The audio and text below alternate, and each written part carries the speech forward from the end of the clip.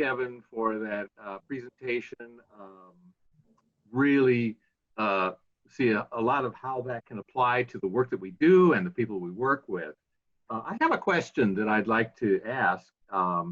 As you mentioned in your talk, we now work with youth more than we ever have before as a result of the new Workforce Innovation and Opportunity Act. And as such, and particularly given storytelling and how you create your own story, whether you intend to or not, and given that with that, we are in a position to actually influence our story. Do you have anything that you can say to those youth, those young adults who are just beginning their stories, and how they can use that idea of their story to influence their lives?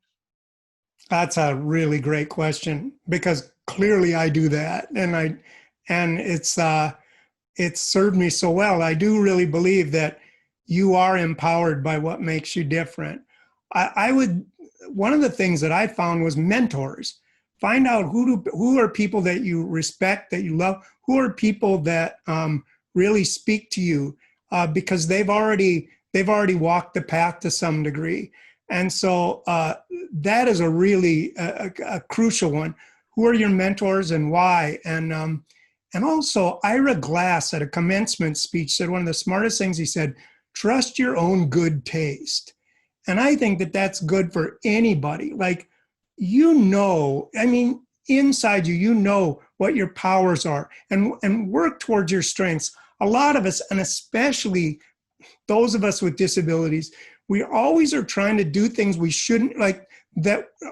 We're trying to prove to everybody that we can do everything everybody else can. And we can, but a lot of times we forget what our real strengths are.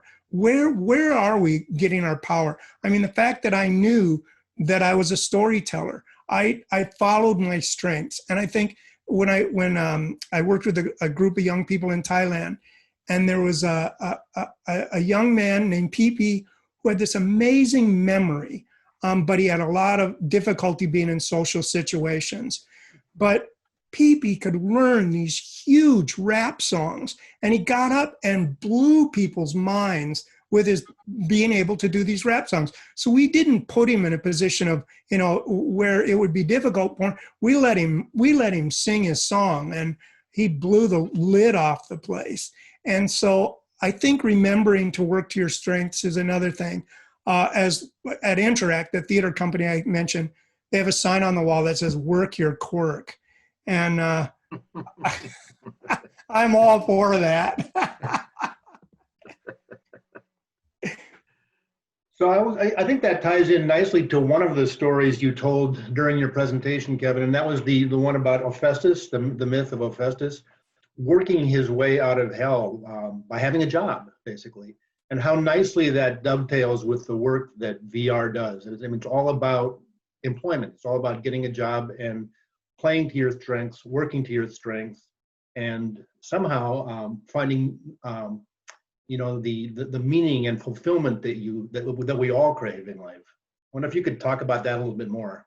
Yeah, and I mentioned it briefly, but I'm so glad you brought that up, because it to me is so crucial that nobody wants to just survive. Everybody wants to thrive. And by that, I mean, I want to contribute to society. I always said, as a storyteller, if I can be as important as a plumber, I've made it. Because I want to be a part of my community, a necessary part of my community. And because that does a lot of things. That means that I have a voice. When I contribute, now I can get up and I can say what I think, because I'm a contributor to this society. I met a man from, I think it was Nigeria, and the group that he was from were dancers. And if he was born without the ability to use his legs, so he couldn't dance. So no one would even look at him. He wasn't even considered a person in their group. Well, he learned to do all the dances on his hands, so he could do all the dances. Now he's one of the main elders of the entire group, because they didn't care that he was dancing on his hands. They cared that he did the dance. And I think to a lot of us, it's we need to find our own path into society, to find our voice.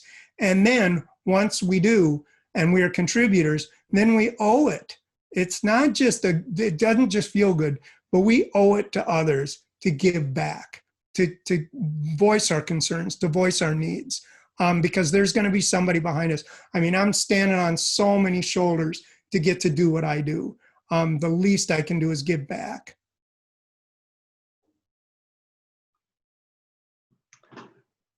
I got nothing. Oh, well prepared, John. Yeah. You got anything else, Mr. Fisher?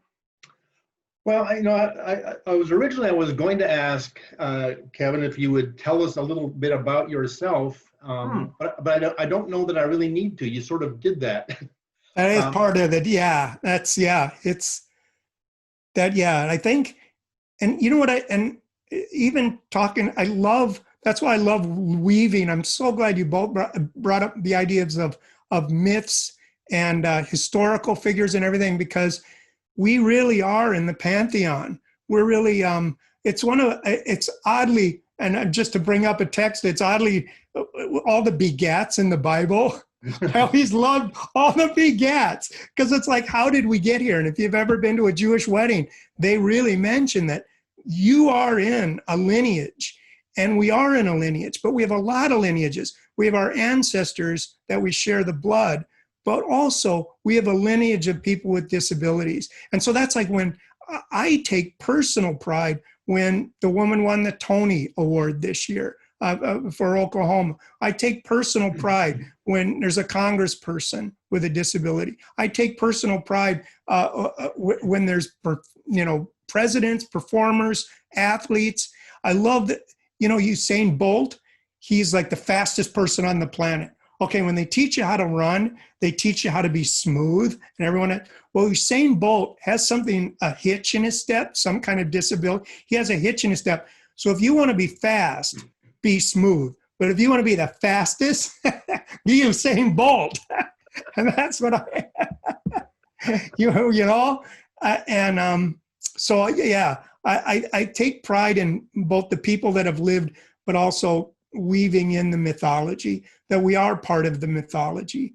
So many heroes. And I tell people, when you're studying a hero, remember, it's not the triumph that you want to look at. It's what did they have to give up? What was the loss that they had to go through?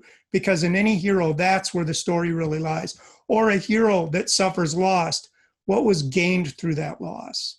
And because we are a paradox. A piece that I forgot in my story that I really wanted to tell, that I'd like to tell now, is the word belong is one of my favorite words. And the reason I love the word belong is because it's two words. It's being and longing together, which is actually a paradox, to be somewhere, but to long to be elsewhere. So when we are our happiest, we are in a paradox. We need both a nest and vastness to create. I mean, and that's why, like, especially young people, you've got to provide safety, but a challenge, a risk, because you never learn from what you already know. You only learn from the fringes. And so that's one of the reasons that's one of my favorite words. Because as humans, it's so strange, but we are happiest in that paradox. I have another question then, if you don't mind. This question is that, as you pointed out also in your presentation, sometimes we're born with a disability and sometimes we acquire one. And for those who acquire one later in life, that's a real challenge. And could you speak to that a little bit from the perspective of creating your own story, and where you go and how you manage when you're finding yourself in those dark places? Oh man, I feel for anyone. I lost the use of my arm when I was 44 and suffered brain injury. And I have to say, you have to be so patient, because one of the fallacies is once you survive, you think you've jumped the biggest hurdle. but surviving isn't the biggest hurdle. It's what comes next. And I know that happens with a lot of folks coming back from war, coming back from, it's growing into the person that you've become. One of my buddies is a psychiatrist. He says the sentence that has saved more lives than any other is, you will find love again. And I think of that often, is that it's not only love, because love is one of the fosters curiosity like nothing else. And I think we are in our lowest when we aren't curious. We're in our lowest when we are just in a state of survival. Post-traumatic stress is such an interesting, it's staying in that same first day. You never move on. And one of the reasons I think stories are so important is every time you tell a story, it changes a little bit. It changes to fit with more what you need and who you are. And so you never tell the story the same way as it happened the first day unless you have post-traumatic stress. And then you live in that first day. You don't get beyond it.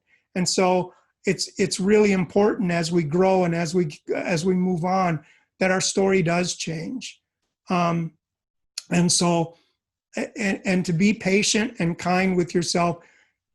A lot of us, if we only treated ourselves like we treat other people, we'd be a lot better. We're always so much kinder to other people and so much harder on ourselves. But I remember when the doctor told me, buddy, you're going to learn patience. And I'm like, I know. Bring it on. And then I learned what patience was. And it really is. And it truly is an ongoing struggle. I know that frustration is a part of my life. There's a doorknob in Istanbul. I'm surprised they didn't find my bones behind. I couldn't get out of this room for the longest day of time. I think I used every word I knew. And yeah, but I can laugh at that now, but I wasn't laughing then. And matters of the heart and matters of relationships. It is a struggle, but I think part of the one thing that really helps is to know you're not alone. There's folks that are there for you and folks that have been through it. And folks that are there to help. And love is around the corner.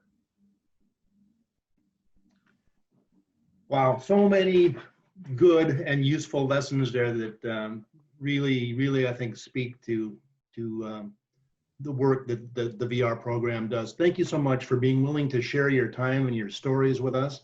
I think it's something that we can all take forward now as we move through the final stage of this 100-year anniversary year.